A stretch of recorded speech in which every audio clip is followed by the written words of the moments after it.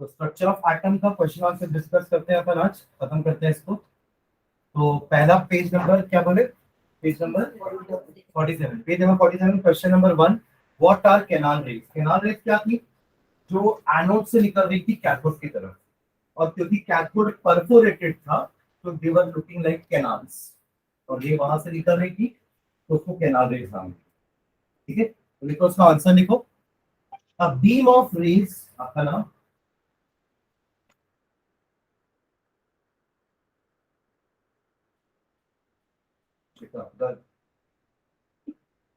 a beam of rays or a stream of particles। Beam of rays, देखो इसको एक को ना रे बोलते हैं, और जब इनका कॉम्बिनेशन होता है तो इसको बीम बोलते हैं, समझ रहे हो। बीम ऑफ रेज और स्ट्रीम ऑफ पार्टिकल्स, पार्टिकल्स का लाइन, इसको बोल रहे हैं स्ट्रीम ऑफ पार्टिकल्स। ठीक है, a beam of rays or a stream of particles which travel in a direction, which travel in a direction, which travel in a direction away from anode towards cathode, away from anode towards cathode, away from anode towards cathode, when a gas, when a gas, ऐसा कब हो रहा था, जब हमने discharge tube लिया था, उसके अंदर एक गैस फिल की थी, वहां एक एनोड था, वहां परफोरेटेड कैथोड था। याद आ रहा है सबको, है ना। और यहाँ पे एनोड से, ये एनोड था क्योंकि ये पॉजिटिव से कनेक्टेड है, और ये कैथोड है क्योंकि ये नेगेटिव से कनेक्टेड है। ठीक है, और रेज जो है वो एनोड से कैथोड पे जा रही है और यहां से निकल के बाहर जा रही है, इसलिए उसको कैनाल रेज बोलते हैं। ठीक है, तो क्या लिखिए, when a gas taken in a discharge tube, when a gas taken in a discharge tube, when a gas taken in a discharge tube is subjected to, is subjected to, is subjected to high voltage under low pressure, high voltage under low pressure, high voltage under low pressure are called canal rays, are called canal rays, are called canal rays। ठीक है, इसको discover किसने किया था, इसको discover किसने किया था, ई गोल्डस्टीन, ई गोल्डस्टीन। ठीक है,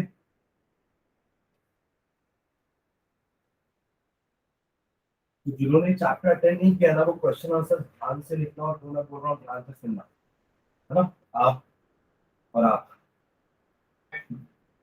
ये चैप्टर अटेंड नहीं किया, स्ट्रक्चर ऑफ एटम इसका भी नहीं पढ़ा। चलो सेकंड क्वेश्चन पढ़ो, उसी पेज में second question. If an atom contains one electron and one proton, will it carry any charge or not? Huh? If an atom contains one electron, one proton, will it carry any charge or not? No. क्योंकि उसके पास अगर एक negative charge है मतलब electron है, और positive charge मतलब proton, they will cancel each other's charge। अभी तो एटम न्यूट्रल बोलते हैं मतलब कि जितने एटम में पॉजिटिव चार्ज होते हैं यानी कि प्रोटॉन, उतने ही एटम में नेगेटिव चार्ज होते हैं यानी कि इलेक्ट्रॉन। ठीक है, क्वेश्चन लिख रहे हो क्या आप, हाँ तो ये बुक आपकी की है ना, फिर पेज नंबर लिखो और क्वेश्चन नंबर। ठीक है, क्वेश्चन लिखने की जरूरत नहीं है। ठीक है, समझ गए। तो the atom will not, atom के पास कभी चार्ज नहीं होता, आयंस के पास चार्ज होता है। ठीक है, तो लिखेंगे no it will not carry any charge, no it will not carry any charge No. No, it will not carry any charge. No, it will not carry any charge because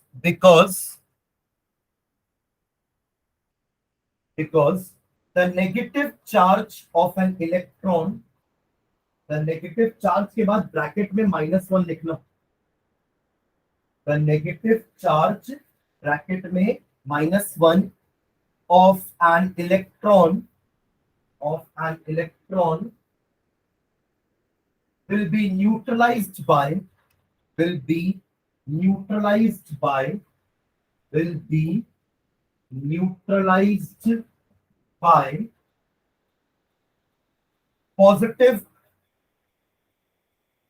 positive bracket में +1 charge of a proton. मेरा answer सबको, हाँ चलो जिनका हो गया next question पढ़ेंगे. Name the 3 subatomic particles of an atom. है ना? और कौन सा? On the basis of Ohm's model of the atom. वो छोड़ दो, स्ट्रक्चर का है ना वो. और कौन सा है? ये सब मॉडल है ना, ठीक है, छोड़ देना. अपन पढ़े हैं इसको, ठीक है, बट नोट्स नहीं लिखवाया मैंने क्योंकि ये है नहीं सिलेबस में. अब ये पढ़ाएंगे स्कूल में तो बताना, मैं नोट्स दे दूंगा, ठीक है. और देखो अगला क्वेश्चन फिर, page number 49. Page number 49, question number 1. Name the 3 subatomic particles of an atom. तो कौन कौन से हो जाएंगे? Proton, electron and neutron.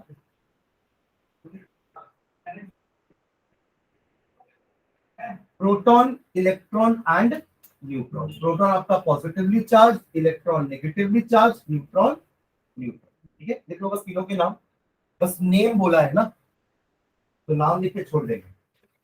बाकी इन तीनों का डिफरेंस अपन ने लिखा है टेबल की फॉर्म में, जहां पे अपन ने इन तीनों को डिफरेंशिएट किया है उनके मास के टर्म्स में, उनके चार्ज के टर्म्स में.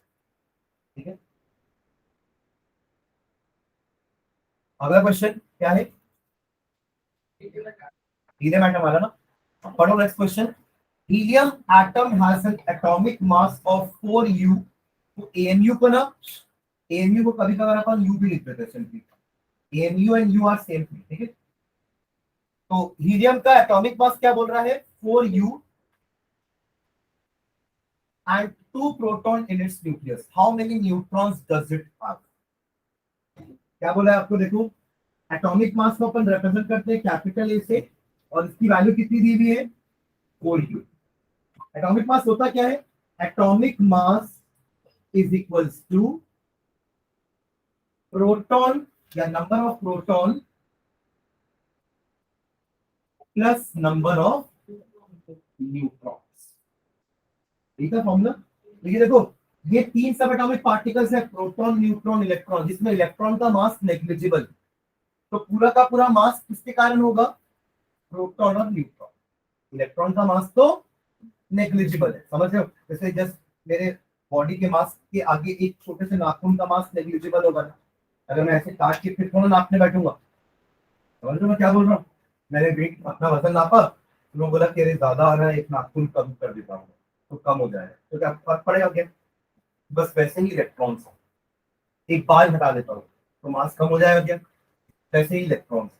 तो इलेक्ट्रॉन का मास को हम कंसिडर भी नहीं करते while calculating the atomic mass of an atom. एक एटम के मास के लिए हम 2 ही सब एटॉमिक पार्टिकल्स को कंसिडर करते हैं, वो है प्रोटॉन और न्यूट्रॉन, जो दोनों ही न्यूक्लियस के अंदर है. कहाँ है वो दोनों? न्यूक्लियस के अंदर. अगर आपका एक एटम है स्फेरिकल शेप का, तो उसके अंदर एक बॉडी है which is called as nucleus, और इस न्यूक्लियस के पास दो पार्टिकल्स हैं, एक प्रोटॉन और एक न्यूट्रॉन. इन दोनों के मास को ऐड कर दोगे तो you will get atomic mass of the atom. बाकी इलेक्ट्रॉन्स आपके आजू बाजू रोटेट कर रहे हैं, रिवॉल्व कर रहे हैं न्यूक्लियस के अराउंड, ठीक है, बट उनसे मास का कोई लेना देना नहीं. समझ गए? तो अब आपको दिया है एटॉमिक मास 4, प्रोटॉन आपको दिए हैं 2, तो न्यूट्रॉन निकल जाएगा 4 - 2, दैट इज. ठीक है, नोट डाउन कर लो उसको यहाँ पर। क्लियर है सबको?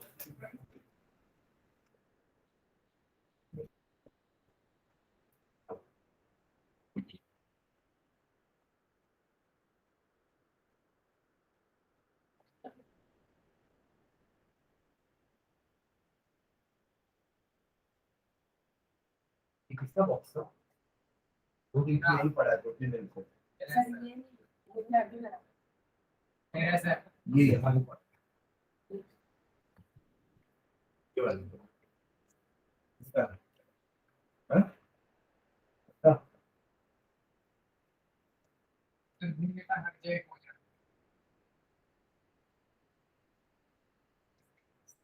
हर जगह खोला तो यहाँ पे भी खोला।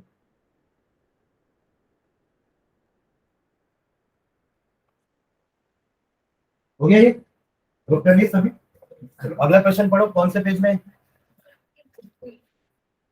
क्या है क्वेश्चन?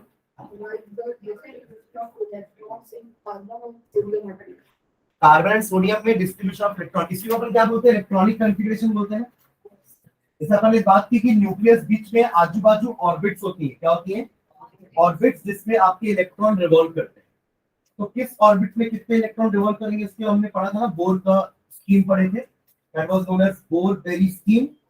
और अरेंजमेंट ऑफ इलेक्ट्रॉन को अपन ने नाम दिया था इलेक्ट्रॉनिक कॉन्फ़िगरेशन।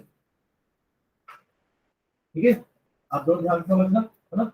बीच में न्यूक्लियस है, पहले ऑर्बिट का नाम है ए, दूसरे ऑर्बिट का नाम है एल, तीसरे ऑर्बिट का नाम है एम, चौथे का नाम है एल एंड सो ऑन, ऐसे चलेगा। ठीक है, तो रूल के according A L M, sorry ठीक है, ए एल एम एन। ठीक है, अब रूल के अकॉर्डिंग एक रूल था 2n स्क्वायर का। तो मतलब क्या था? हर ऑर्बिट में कितने इलेक्ट्रॉन बैठेंगे। यहाँ पे n का मतलब होगा, इसका वैल्यू n के लिए 1 होता है, इसका वैल्यू n के लिए 2 होता है, इसके लिए n की वैल्यू 3 और इसके लिए n की वैल्यू 4 का orbit. First orbit, second orbit, third orbit, fourth orbit. तो पहले ऑर्बिट में उस हिसाब से 2 इंटू 1 स्क्वायर यानी कि सिर्फ 2 इलेक्ट्रॉन बैठेंगे। दूसरे ऑर्बिट में 2 इंटू 2 स्क्वायर करूंगा तो 8 इलेक्ट्रॉन्स बैठ सकते हैं। तीसरे ऑर्बिट में 2 इंटू 3 का स्क्वायर करूंगा तो यानी कि 18 इलेक्ट्रॉन, 18 इलेक्ट्रॉन बैठ सकते हैं। और चौथे के लिए 2 इंटू 4 स्क्वायर करूंगा यानी कि 32 इलेक्ट्रॉन बैठ सकते हैं। समझ गए? तो इस तरीके से अपना इलेक्ट्रॉनिक कॉन्फ़िगरेशन हम लिख सकते हैं, राइट?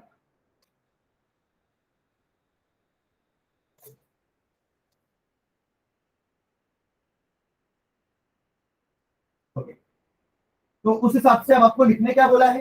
किसका किसका लिखने बोला है? Carbon and sodium. ये कार्बन का symbol C, Na is the symbol of sodium. इनके एटॉमिक नंबर हमें पता होने चाहिए पहले तो।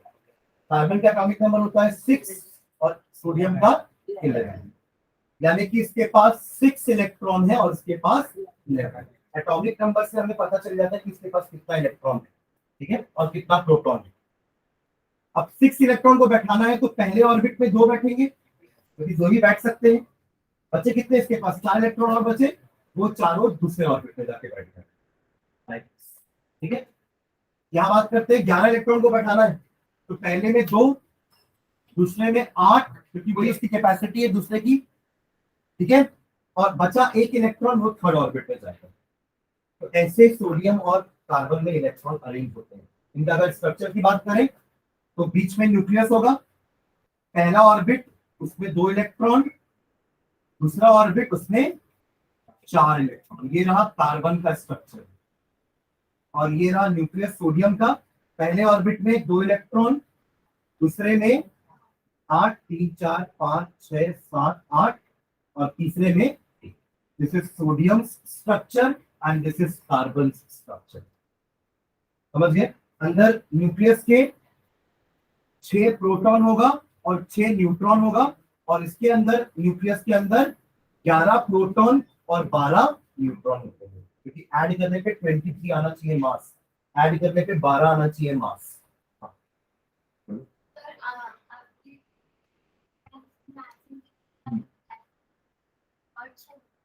इसमें 18 आ सकते हैं पर 8 से ज्यादा नहीं आ सकते। आखिरी, अगर वो आखिरी, अगर थर्ड शेल किसी का आखिरी है तो उसमें 8 से ज्यादा नहीं आ सकते। इसलिए अपन आर्गन के लिए, तो आर्गन का 18 होता है तो अपन 2,8,8 लिख सकते हैं। पर जब पोटेशियम में आते हैं तो उसका 19 होता है, तो उसमें पहले में 2, दूसरे में 8 और तीसरे में 9 नहीं बैठा सकते, क्योंकि अब उसका थर्ड शेल उसका आखिरी है और आखिरी में 8 से ज्यादा नहीं होने चाहिए। तो टू अवॉइड दैट अपन थर्ड में 8 बैठा के चौथे में 1 बैठा देते हैं। बाद में ये भराएगा, ये तो अपनी कैपेसिटी 18 की पूरी फुल करेगा, बट आखिरी शेल में 8 से ज्यादा नहीं होने चाहिए। अब ये 9 भी हो जाएगा तो फर्क नहीं पड़ेगा ना, क्योंकि अब ये आखिरी थोड़ी ना रहा, ये तो अब सेकंड लास्ट हो चुका है। अब आखिरी शेल तो फोर्थ वाला है, समझ गए। अब अगर मैं यहाँ पे 9 इलेक्ट्रॉन डालता भी हूँ तो अपन डाल सकते हैं, क्योंकि आखिरी शेल में 8 से ज्यादा नहीं होने चाहिए बोर के अकॉर्डिंग। बोर ने यही बोला था ना कि आखिरी शेल में 8 से ज्यादा, यानी कि 8 बैलेंस इलेक्ट्रॉन से ऊपर नहीं होने चाहिए। बैलेंस इलेक्ट्रॉन पढ़े थे, electrons present in the outermost shell are called valence electron. इस आउटर मोस्ट शेल को हम बैलेंस शेल बोलते हैं। इसकी आर्गन की वैलेंसी 0, हाँ 8 है ना, 8 माइनस 8 0, ठीक है। चलो हो गया। तो इस क्वेश्चन के लिए आपको ये दोनों लिखना है, चाहो तो ये बना सकते हैं स्ट्रक्चर। इसकी आर्गन पे बैलेंस इलेक्ट्रॉन 8 है ना, तो वैलेंसी निकालने के लिए अपन बैलेंस इलेक्ट्रॉन देखते हैं। अगर बैलेंस इलेक्ट्रॉन 1, 2, 3 और 4 है तो वही उसकी वैलेंसी होती है। और अगर 5, 6, 7, 8 बैलेंस इलेक्ट्रॉन तो अपन 8 माइनस करते हैं उसमें, तो 8 माइनस 8 0, इसलिए आर्गन की वैलेंसी 0। वैसे भी उसके पास 8 इलेक्ट्रॉन है ना, तो उसको इलेक्ट्रॉन की जरूरत नहीं। बाकी की जरूरत क्यों महसूस हो रही है, क्योंकि उनके पास 8 इलेक्ट्रॉन नहीं है आखिरी शेल में। आखिरी शेल में 8 इलेक्ट्रॉन करने के लिए तो ये सब हो रहा है ना, क्लियर। ठीक है, चलो नोट कर लिया तो नेक्स्ट क्वेश्चन पढ़ो। अगला क्वेश्चन क्या है?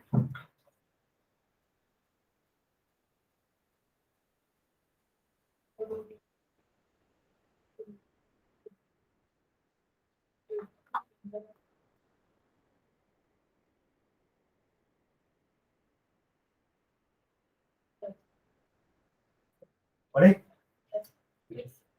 कौन सा क्वेश्चन है? If K and L shell of an atom are full, किसी का K और L फुल है मतलब 10 इलेक्ट्रॉन तो है उसके पास, क्योंकि K में 2 बैठते हैं, L में 8।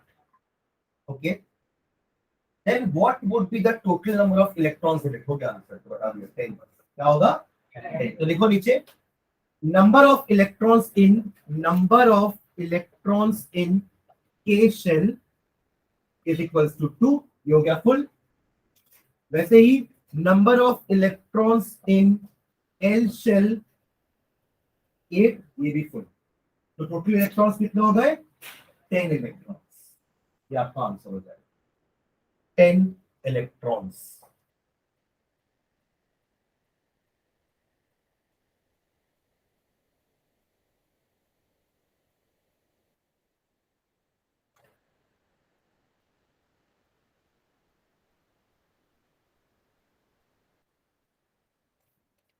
ठीक है, चलो नेक्स्ट देखो, how you will find the valency of chlorine, sulphur and magnesium. यही है question.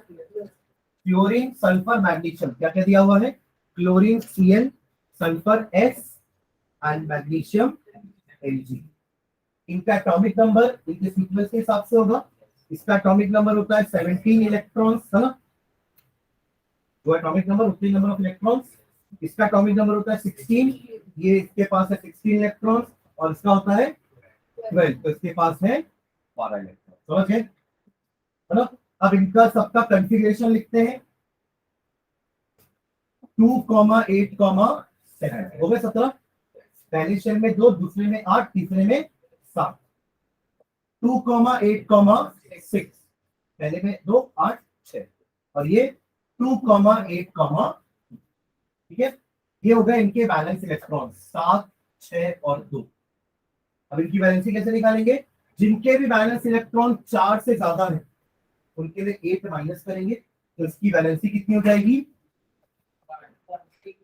8 minus 7 that is 1, 8 minus 6 that is 2 and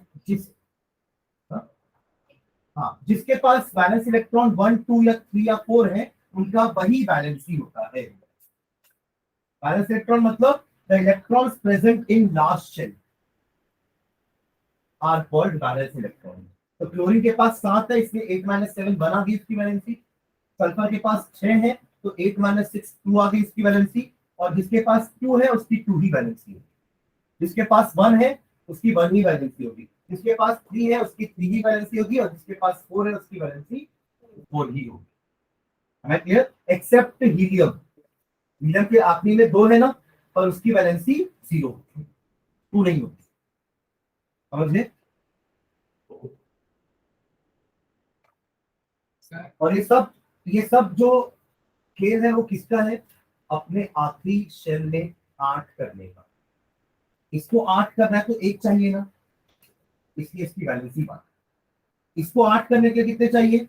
2। 6 तो पहले से ही है तो 2 ले लेगा इलेक्ट्रॉन तो 8 हो जाएगा ना, तो 2।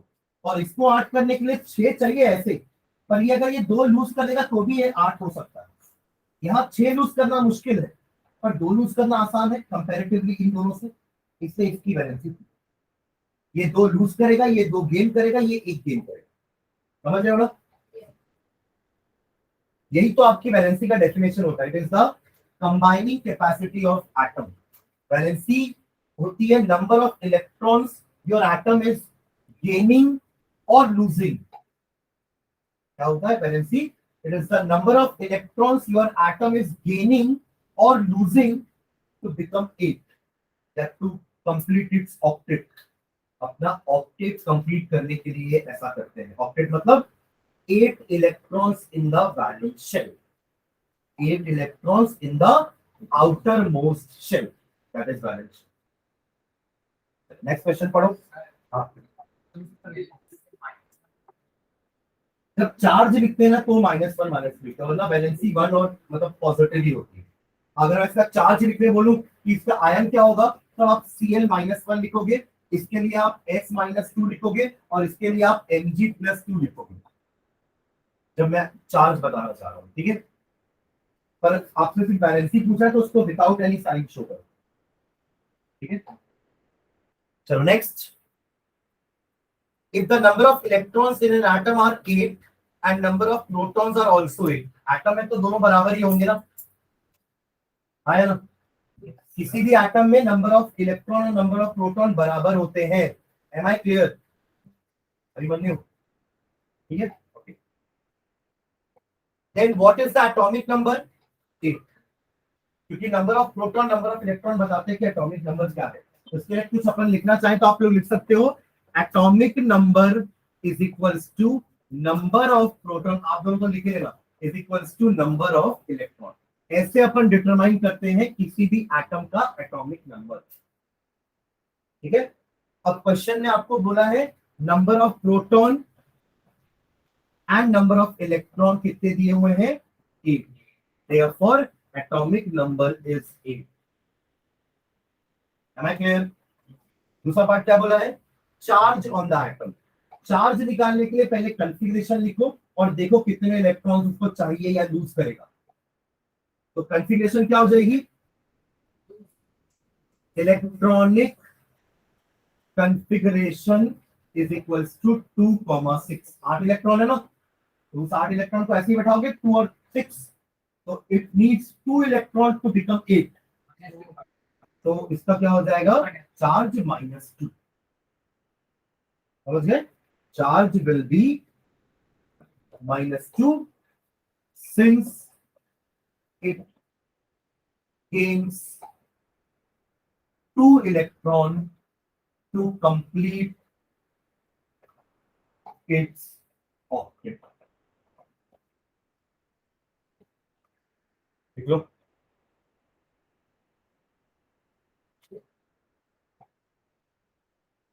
अरे एटम के ऊपर चार्ज पूछा है ना। अरे एक सेकेंड, ये नहीं होगा ना।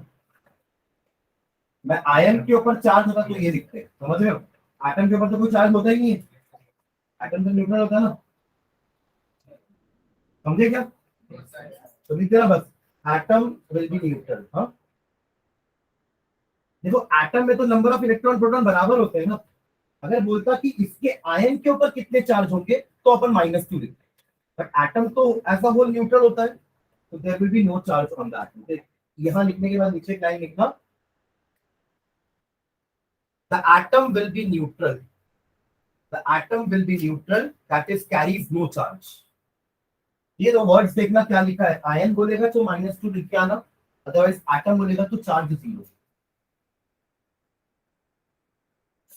देखिए atom will be neutral, that is it carries no charge। ठीक है चलो नेक्स्ट अगला क्वेश्चन देखो, पढ़ रहे अगला क्वेश्चन सभी। The number of electron, proton and neutron in oxygen and sulfur are 8, 8, 8 and 16, 16, 16। हाँ वही है और क्वेश्चन कौन सा है? आगे आगे और क्या है? Find the mass number of oxygen and sulfur atom. Mass number. Sulphur and oxygen का ही पूछा है ना, ठीक है वही चीज है यहाँ पे दिया हुआ है वो चीज। ठीक है तो वो टेबल में यही तो लिखा है, प्रोटॉन इलेक्ट्रॉन न्यूट्रॉन कितना है, वही टेबल है ना। देखो कौन सी टेबल बोला है, देखिए वही टेबल है ना। तो उससे आपको दोनों का मास नंबर मतलब एटॉमिक मास। तो एटॉमिक मास होता क्या है, प्रोटॉन प्लस न्यूट्रॉन। तो सल्फर के पास 16 प्रोटॉन है और 16 न्यूट्रॉन है, तो कितना हो जाएगा 32 AMU। और ऑक्सीजन के पास 8 प्रोटॉन और 8 न्यूट्रॉन है, तो कितना हो जाएगा उसका मास? ठीक है और कोई क्वेश्चन बच रहा है, कौन सा है? For the symbol HDT, tabulate 3 fundamental particles found in each of them। HDT क्या है, नोट कर लोगे, हो जाएगा तो जल्दी बता दो। हाँ हो गया। ये HDT क्या है? आइसोटॉप्स याद है? आइसोटॉप्स हमने क्या पढ़ा था? Isotopes they are the atoms of same element जिनका एटॉमिक नंबर सेम होगा, एटॉमिक मास डिफरेंट होगा। ये डेफिनेशन थी। फॉर एग्जांपल हमने क्या देखा, हाइड्रोजन के 3 आइसोटॉप्स होते हैं, सबका एटॉमिक नंबर 1 रहेगा बट मासेस अलग अलग रहेंगे। ऐसे डिनोट करते हैं एटम को, बीच में सिंबल लिखते हैं उसका, नीचे उसका एटॉमिक नंबर, ऊपर उसका एटॉमिक मास। जैसे मुझे अगर ऑक्सीजन को डिनोट करना होगा तो ऑक्सीजन का एटॉमिक नंबर 8 होता है, मास 16।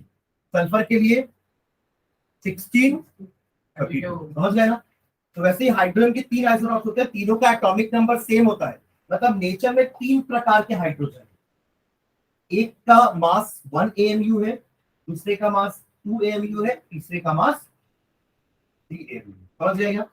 इसी को वन वाले मास को H बोलते हैं, 2 वाले मास को D बोलते हैं और 3 वाले मास को T बोलते हैं। इनका फुल फॉर्म होता है ड्यूट्रियम एंड ट्रिटियम। क्या होता है? Deuterium and tritium. ठीक है अब तीनों के सब एटॉमिक पार्टिकल्स हमको लिखने हैं टेबल के फॉर्म में। क्या क्या सब एटॉमिक पार्टिकल्स है? Proton, electron, neutron. किसके किसके लिखने हैं? हाइड्रोजन के, ड्यूटियम के, ट्रिटियम के। ऐसा टेबल बना लेंगे।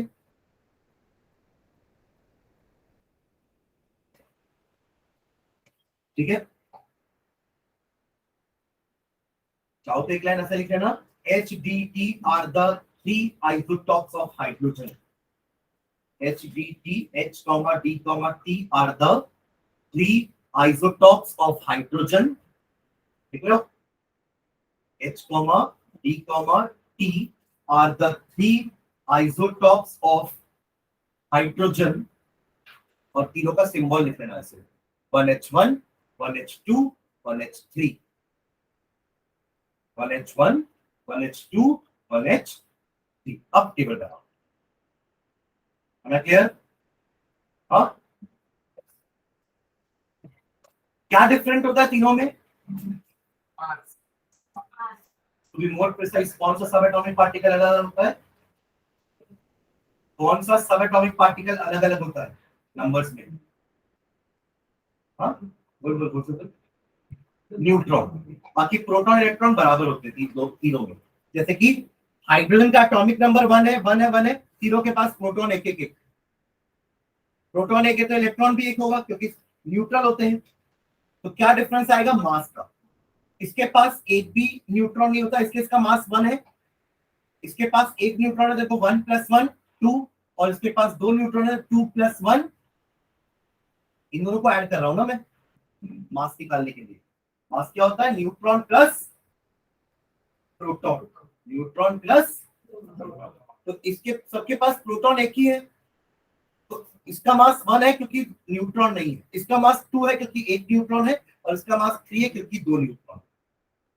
समझ गए क्या? तो isotopes actually differ in the number of neutrons only. Isotope differ in the number of neutrons. लिख लो ये लाइन जल्दी से। हाइड्रोजन, ड्यूटियम, ट्रिटियम, लिख लो वो भी। बताओ पहले वो लिख लो वो line. Isotopes differ in number of neutrons. Isotopes differ in number of neutrons.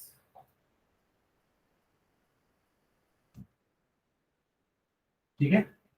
कभी कभी हाइड्रोजन को प्रोटियम भी बोलते हैं, प्रोटियम, PROTIUM।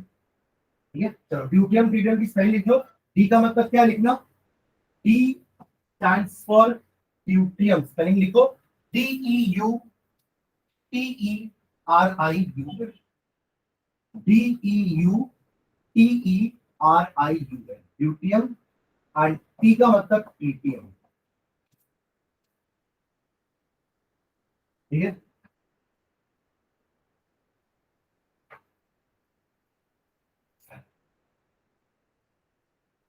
तो नेक्स्ट अलग है उसी पेज में अगला question. Right the electronic configuration of any one pair of isotopes and isobars. Isotope chlorine के भी तो होते हैं ना। 1735 वाला क्लोरीन है एंड 1737 वाला क्लोरीन है। इनके इलेक्ट्रॉनिक कॉन्फ़िगरेशन लिखने हैं ना, तो दोनों के पास 17 इलेक्ट्रॉन है, 17 इलेक्ट्रॉन है, दोनों का कॉन्फ़िगरेशन सेम होगा। यही तो खास बात है आइसोटॉप की। इलेक्ट्रॉन सेम है तो कॉन्फ़िगरेशन भी सेम होगा। ठीक है। तो यहाँ पे ऐसा लिखना, isotopes have same configurations, same electronic configuration। ठीक है। बट आइसोबार में ऐसा नहीं होगा क्योंकि आइसोबार में एटॉमिक नंबर अलग है ना, तो नंबर ऑफ इलेक्ट्रॉन्स अलग अलग होंगे। तो फॉलो करना मैं क्या बोल रहा हूँ। ठीक है। आइसोबार का एग्जांपल यहाँ लिख रहा हूं मैं, कैल्शियम 2040 एंड आर्गन 1840। देखो उल्टा होता है, आइसोबार क्या होता है ध्यान देंगे दोनों। आइसोबार में they are the atoms of different element. ये कैल्शियम का एटम है, ये आर्गन का एटम है। इसमें दोनों का एटॉमिक नंबर अलग अलग है क्योंकि दोनों अलग अलग एलिमेंट है। हर एलिमेंट का एटॉमिक नंबर यूनिक होता है। किसी भी दो एलिमेंट का एटॉमिक नंबर सेम नहीं हो सकता। ठीक है। तो आर्गन, तो atoms of different element having same atomic mass but different atomic numbers. तो इसके पास है 20 इलेक्ट्रॉन, तो इसका कॉन्फ़िगरेशन 2,8,8,2 होता है, और इसके पास है 18 इलेक्ट्रॉन, 2,8,8 होता है। क्लियर है? Isobars have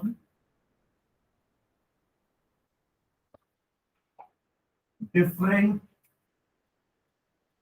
electronic configuration। Clear है? चलो एक्सरसाइज में है। एक्सरसाइज हाँ चलो देखो, फर्स्ट क्वेश्चन अपन किए हैं कॉपी में पहले से। Compare the properties of electron, proton, neutron. किए ना, ये टेबल बनाया अपन। चार्ज मास के टर्म्स में अपन एक टेबल बनाया है। एक बार देख लो पीछे पलट के टेबल जल्दी से, फिर आगे बढ़ते हैं। बनाए हो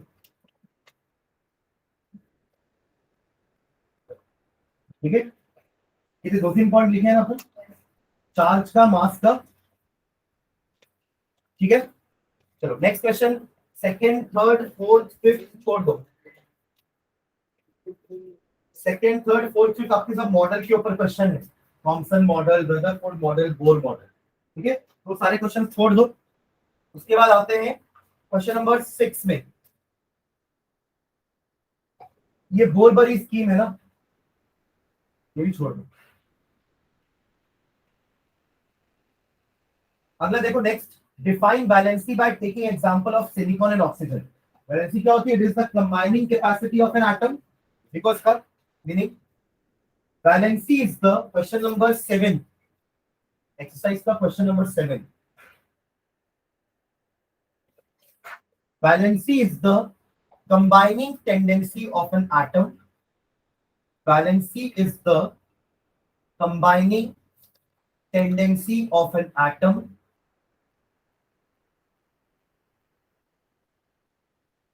and is equal to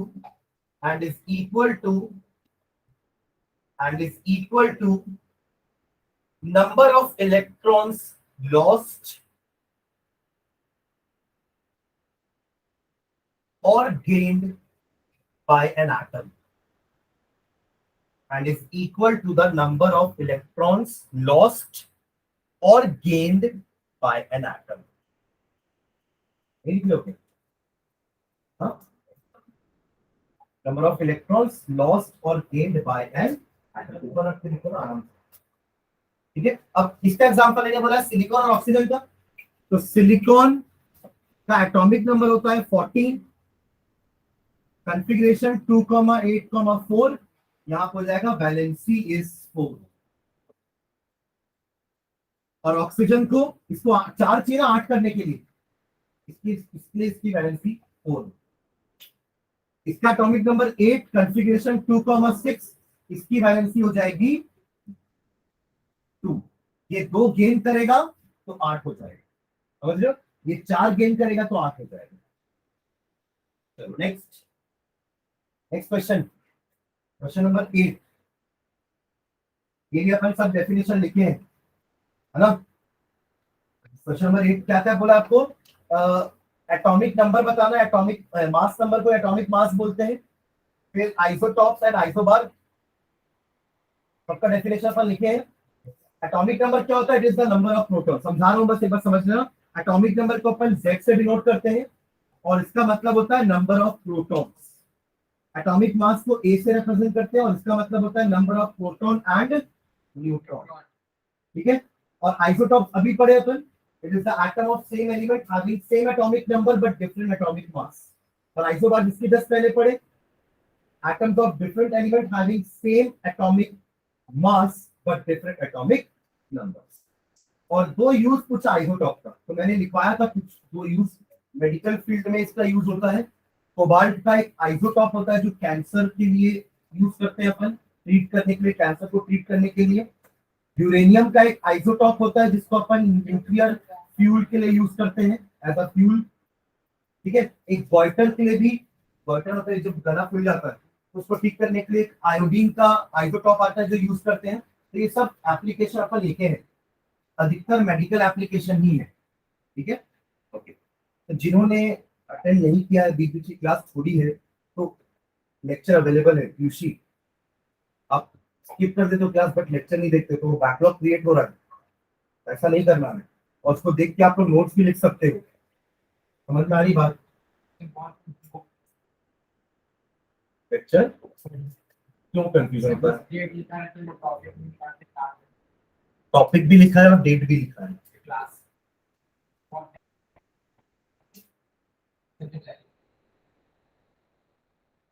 class के बाद रुकना, मैं जो टॉपिक बोलेगा तुरंत 1 मिनट करके दिखाऊंगा, ठीक है। चलो चालू करें, आगे बढ़े। चलो next question number 9, Na positive has completely filled K and L shell, explain. Na positive has completely filled K and L shell, explain। Question समझ है, K और L फुल है मतलब उसके पास 10 इलेक्ट्रॉन है ना। ऐसे देखो सोडियम होता क्या है जिसके पास 11 इलेक्ट्रॉन, सोडियम के पास कितने इलेक्ट्रॉन है? 11। इनका कॉन्फ़िगरेशन क्या होगा? K में 2 इलेक्ट्रॉन, L में 8 और M में 1। ये तो सोडियम की बात होगी, पर हमें क्या बोला क्वेश्चन में, सोडियम आयन 1+। 1+ कैसे बनेगा वो, जब वो एक इलेक्ट्रॉन यूज करेगा। सोडियम आयन क्या होता है,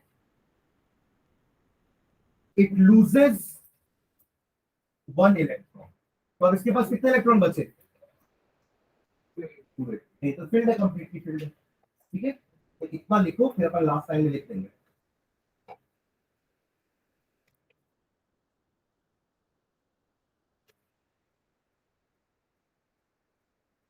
हाँ, कितना हो जाएगा तो बता रहा मुझे ना। ये कौन सा क्वेश्चन है? Question number 9।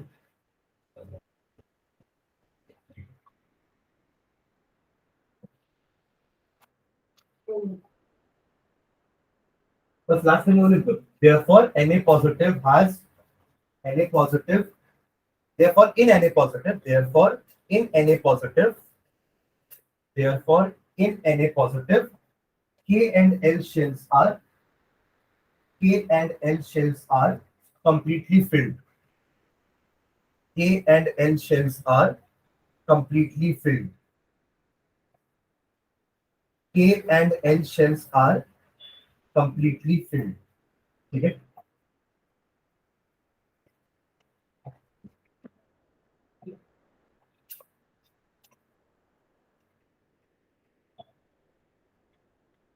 चलो नेक्स्ट क्वेश्चन पढ़ो, क्वेश्चन नंबर 10। इस टाइम का क्वेश्चन किया है अपन। हाँ, कर लो ना, इकट्ठा कर देना। If bromine atom is available in the form of say 2 isotopes, bromine के नेचर में 2 आइसोटॉप्स हैं, एक है 3579 वाला 49.7% और एक है 3581 वाला 50.3%। देखो दोनों का एटॉमिक नंबर सेम है ना, आइसोटॉप्स का एटॉमिक नंबर सेम होता है, मास अलग अलग।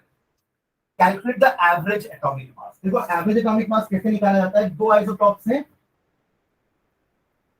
मास बताओ इसका 70,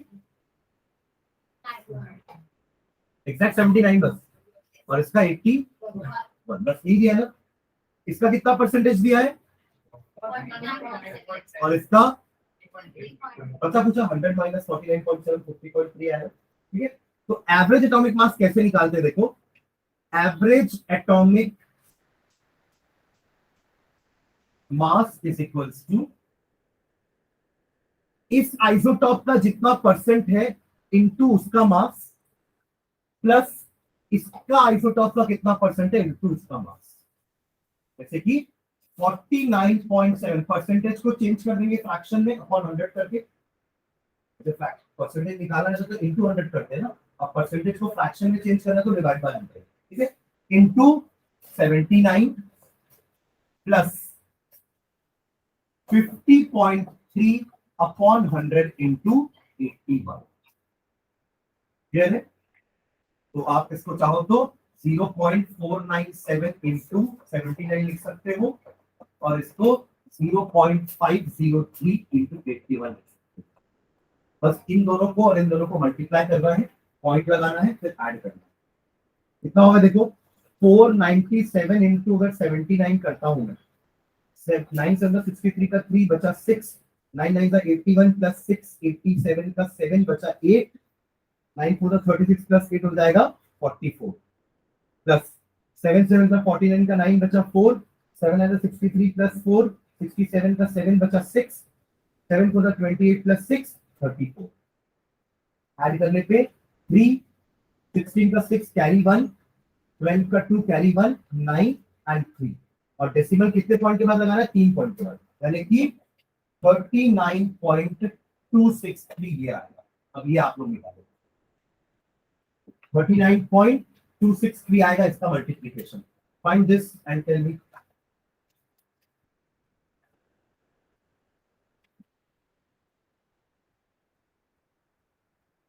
ये ब्रोमीन का एवरेज एटॉमिक मास है। ठीक है, जो भी आएगा इसका ऐड करने से फाइनल वैल्यू।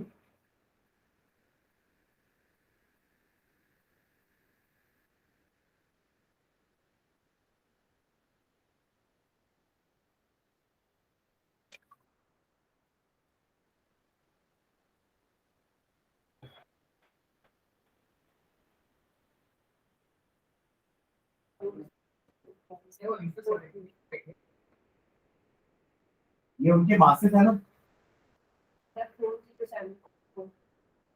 40.74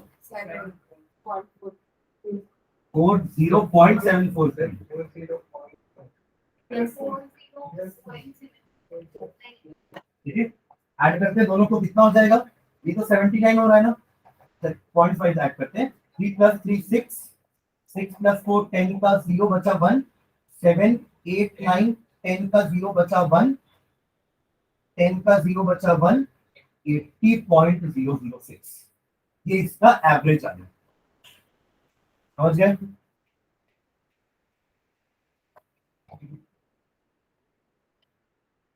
इसी टाइप का क्वेश्चन अगला 11th भी है, बस फर्क इतना है कि ना वहां परसेंटेज निकालने बोला है, एवरेज एटॉमिक मास गिवन है। पढ़ो अगला क्वेश्चन अच्छे से, ये हो गया सबका, नोट कर लिए। पढ़ो अगला क्वेश्चन, द एवरेज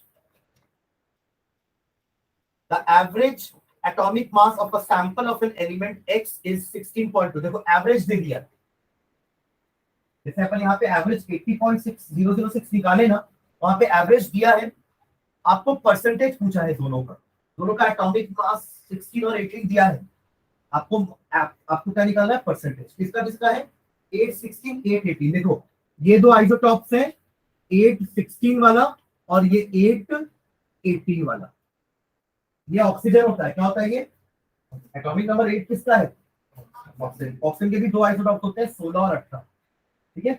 अब इसका परसेंटेज मान लेते हैं, अगर मैं लेता हूं y, तो इसका हो जाएगा 100 - y होगा।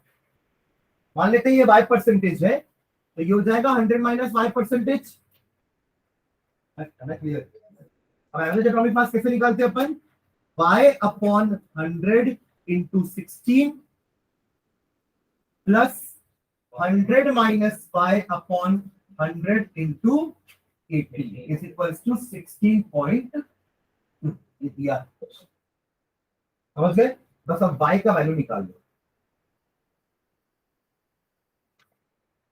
16y/100 इज इक्वल्स टू, उसको मल्टीप्लाई करते, ब्रैकेट ओपन करके, is equal to plus 1800 minus 18y/100 is equals to 16.2। ठीक है, फॉलो कर रहे हो? दोनों का एलसीएम 100,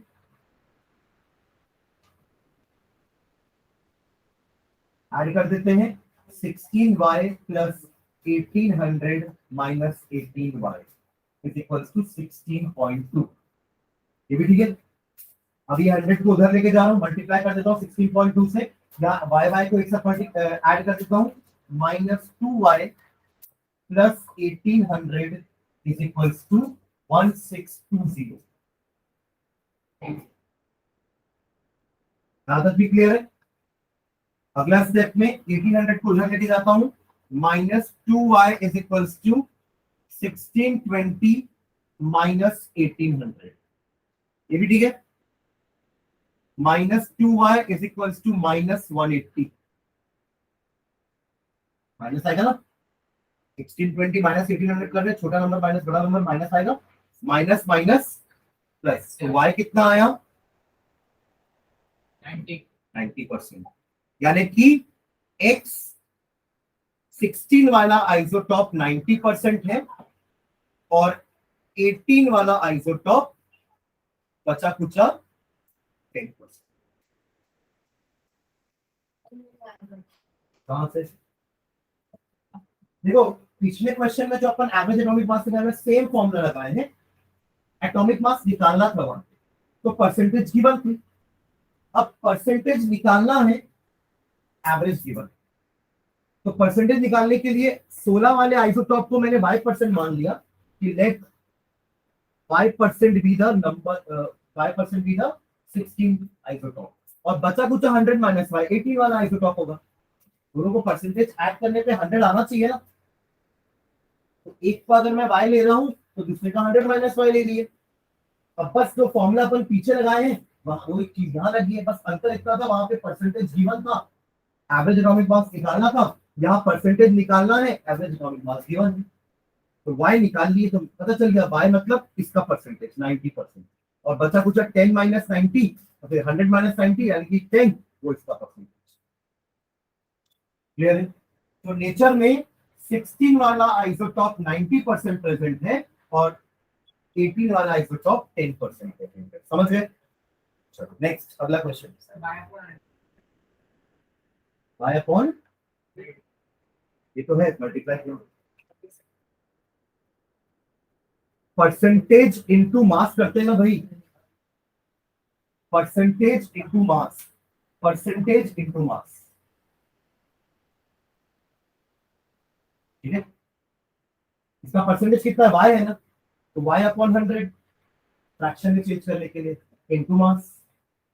जैसे यहां किए थे 49.7 upon 100 into mass, 50.3 upon 100 into mass. वैसे यहां भी कर रहे हैं y अपॉन 100 इनटू 16, फिर 100 माइनस y अपॉन 100 इनटू 18। ठीक है, चलो आगे बढ़ते हैं, नेक्स्ट क्वेश्चन पढ़ो। क्वेश्चन नंबर 12 ना, हाँ, if z is equal to 3, z मतलब एटॉमिक नंबर, कौन सा एलिमेंट है ये? Very good, lithium. Third number का कौन सा होता है? लिथियम।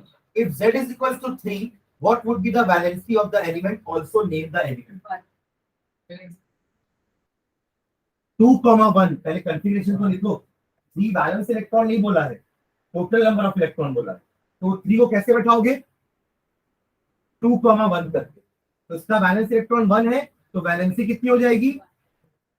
1। कौन सा एलिमेंट है ये? Element is lithium. तो जिनका हो गया, नेक्स्ट क्वेश्चन पढ़ो, question number 13।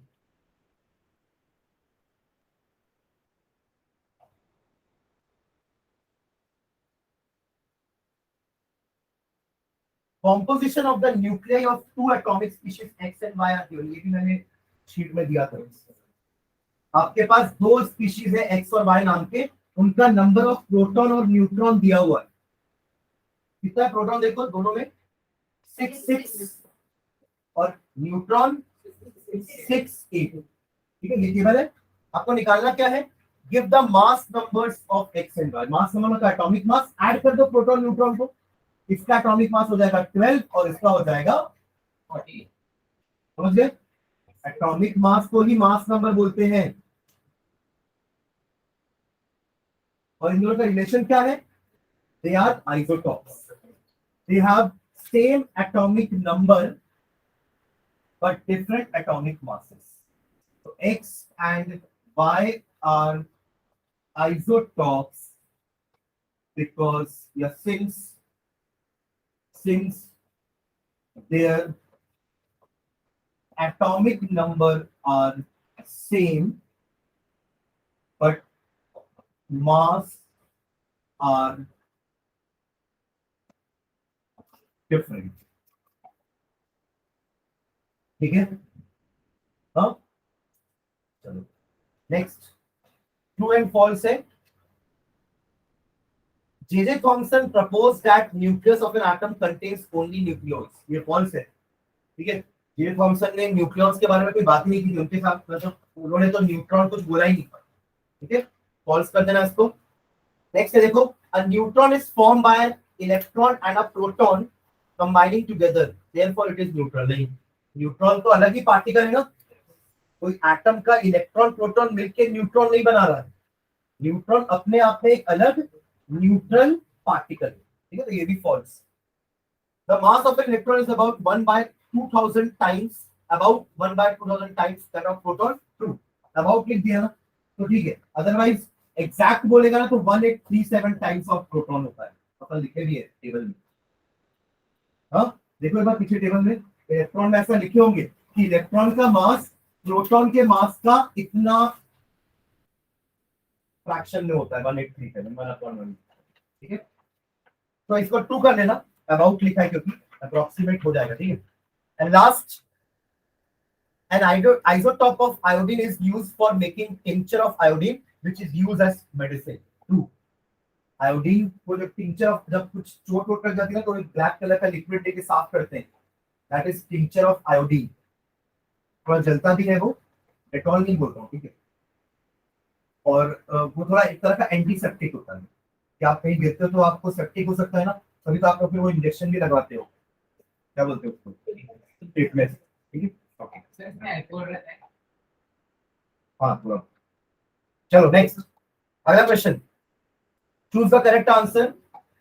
Rutherford alpha particle scattering experiment was responsible for the discovery of nucleus. ये तो अपन पढ़े हैं ना, दिखे नहीं है मुझे। अगला देखो, isotopes of element have different number of neutrons, different number of neutrons, C है ना। अभी तो टेबल बनाया था ना हाइड्रोजन, ड्यूटियम और ट्रिटियम की, तो तीनों में न्यूट्रॉन्स अलग अलग नंबर में थे, राइट। बाकी प्रोटॉन इलेक्ट्रॉन बराबर होते हैं। अगला देखो, number of balance electron in Cl negative ion is, balance electron पूछ रहा है तो सर लास्ट में 8 होगा ना, जब तो 8 बोलना, एक गेटेड है। 8 होगा ना आंसर। 18 क्यों बोल रहा है? अरे 18 तो टोटल नंबर ऑफ इलेक्ट्रॉन हो गया ना Cl नेगेटिव, आपसे बैलेंस पूछा है ना, तो क्या होगा 8। अरे वो Cl नेगेटिव बना ही 8 के कारण है, वरना जब तक वो Cl था उसके पास 2,8,7 इलेक्ट्रॉन्स थे, एक गेन किया तब तो वो 8 हुआ ना, और नेगेटिव साइन आया उसके, ठीक है। तो 8 electrons in the valence shell, total electron पूछता तो 18 होते, ये पहले 17 थे अब 18 हो गए, ठीक है। चलो next, which one of the following is the correct electronic configuration of sodium? D 2,8 2,8,1। देख रहे हो क्वेश्चन, डी करेक्ट है। सबसे पहले शेल में 2, फिर 8, फिर 1। तो लास्ट कंप्लीट करते हैं वो टेबल को। पहले रो में देखो क्या क्या हो सकता है, एटॉमिक नंबर 9 दिया है ना, और न्यूट्रॉन आपको 10 दिया है, तो दोनों को ऐड कर दो तो मास नंबर आ जाएगा। तो मास नंबर वाले कॉलम में क्या लिखेंगे 19, समझ रहे हो क्या? क्या कॉपी में बनाओगे क्या इसको, टेबल को फटाफट? होमवर्क चाहिए था क्या होगा, तो ठीक है चलो कंप्लीट करते हैं। तो मास नंबर कितना आ जाएगा 19 आएगा, 9 + 10, फॉलो कर रहे हो?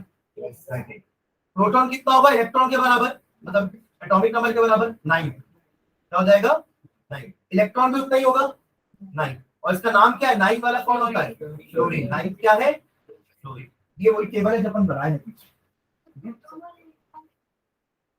जितना एटॉमिक नंबर है 9 9, ठीक है। एटॉमिक नंबर 10 का नंबर ऑफ प्रोटॉन, और एक एटम में प्रोटॉन इलेक्ट्रॉन बराबर होते हैं, तो 9 9 9 10, 10 + 9 19 एटॉमिक मास, और ये कौन सा एटम है, फ्लोरीन। चलो अगला देखो, 16 एटॉमिक नंबर दिया, मतलब ये सल्फर है, इसका मास 32 दिया है, चलो ठीक है। न्यूट्रॉन कितना हो जाएगा 16, प्रोटॉन कितना होगा 16, और इलेक्ट्रॉन भी 16, तीनों 16 16 16, और नाम तो दिया है सल्फर। अगला क्या, मास नंबर 24 दिया है, ये कौन सा होता है, मैग्नीशियम। 12 प्रोटॉन दिया है, एटॉमिक नंबर भी 12 हो जाएगा, न्यूट्रॉन 12, इलेक्ट्रॉन भी 12, सब 12 12 12, और नाम के आगे मैग्नीशियम। फॉलो कर रहे हो ना, ठीक है। नेक्स्ट, मास 2 दिया है, 4 होता है मास, हीलियम का मास क्या होता है, हाइड्रोजन, वो भी ड्यूटियम वाला, वरना अरे ये वाला हाइड्रोजन का मास तो 1 ही होता है ना।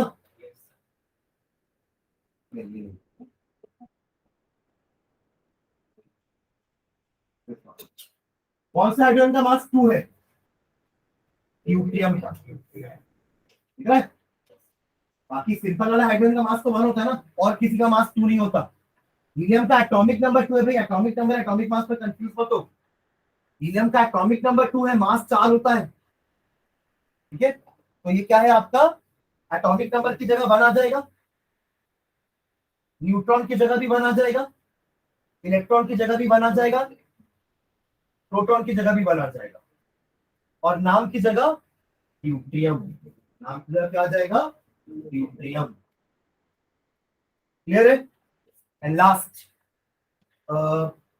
ये हाइड्रोजन है, न्यूट्रॉन 0 बोल दिया मतलब हाइड्रोजन, और अपने एलिमेंट में ऐसा कोई भी एलिमेंट नहीं है जिसके पास न्यूट्रॉन 0, सिर्फ हाइड्रोजन होता है। तो क्या क्या हो जाएगा, एटॉमिक नंबर की जगह 1, फिर नाम की जगह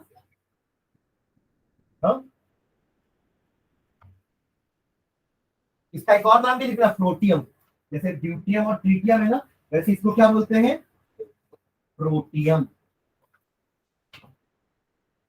क्योंकि इसके पास सिर्फ प्रोटॉन है और एक इलेक्ट्रॉन, प्रोटियम। ठीक है, तो विद दिस एक चैप्टर खत्म होता है। नेक्स्ट क्लास में हम ग्रेविटेशन का बचा वाला पार्ट चालू करेंगे, है ना। इसको पढ़ते रहो। इस संडे